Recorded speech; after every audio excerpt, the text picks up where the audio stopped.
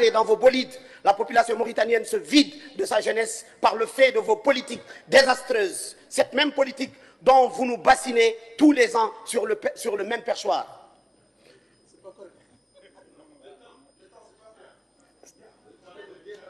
Allez-y, allez-y. Tabe. Président, j'ai perdu 2 minutes de mon temps. Non, tu n'as rien perdu, allez-y, continue. Pendant que le départ massif de notre jeunesse vers les États-Unis devrait tous nous interpeller, surtout vous, Monsieur le Premier ministre.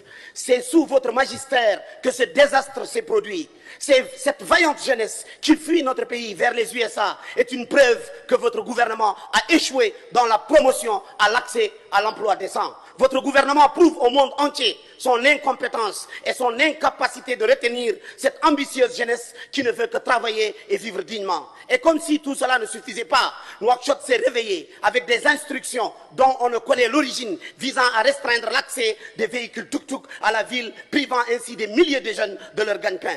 Monsieur le Premier ministre, notre jeunesse mérite mieux.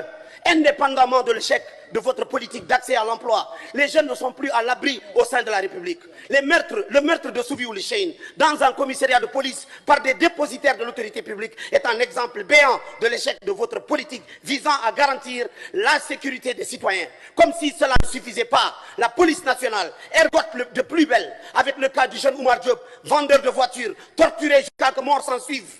Dans un commissariat de police, meurtre que la police a décidé de maquiller par une overdose. Quelle ignominie! Et qu'en est-il du cas de Mohamed Lemine Samba, tué par la police par balle lors des manifestations à Bogué et enterré sans le consentement de ses proches? N'y a-t-il pas un coupable, Monsieur le Premier ministre? Que vaut la vie d'un jeune Mauritanien